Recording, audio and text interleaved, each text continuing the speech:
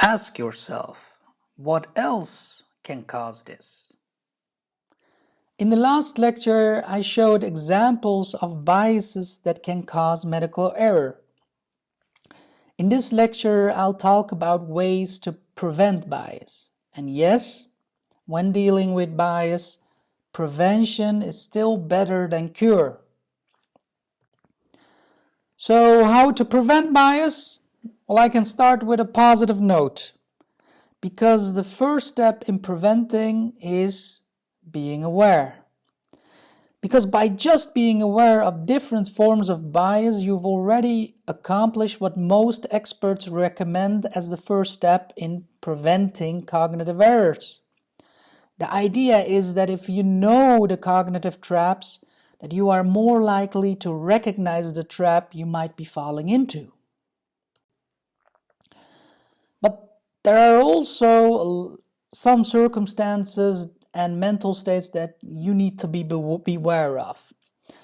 And there are several circumstances in which the odds of making mistakes increases. The first are linked to how busy you are, or actually how busy your brain is. How many cases are you treating at once? Too many and everything can get sloppier. Your brain can get overworked. Or another way of saying is cognitive overload. And cognitive overload can increase cognitive error. So when you have a lot of cases, especially at once, odds are you will be interrupted more often, that there will be more distractions. So it's no surprise that these two factors in practice, cognitive overload and interruptions, go hand in hand.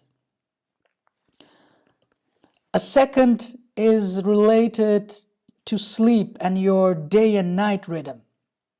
Well, sleep deprivation, like any parent of a young child recognizes the value of a good night's sleep, sleep deprivation can cause the brain to function way worse.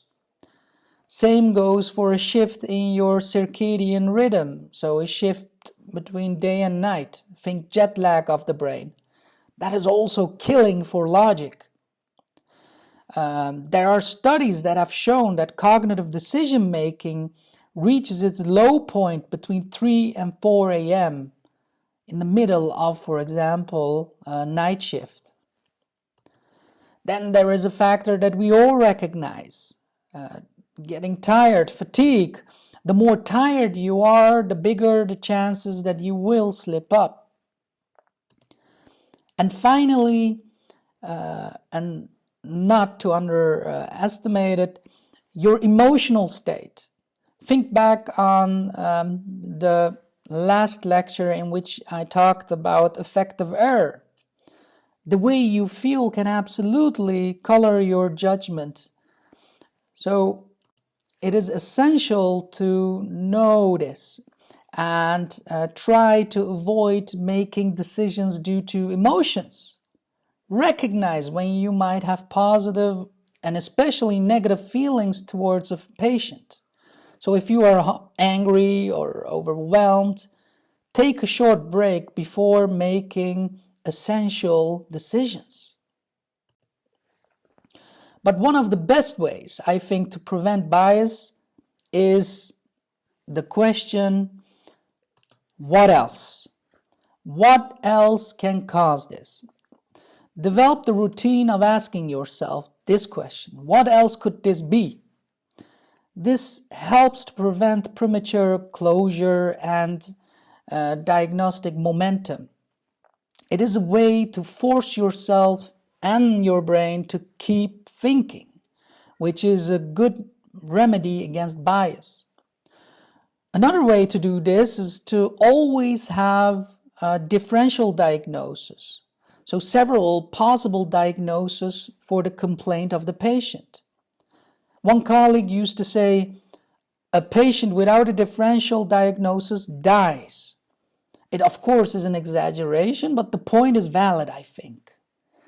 And another good way to keep the brain working is another question, namely, does anything not fit?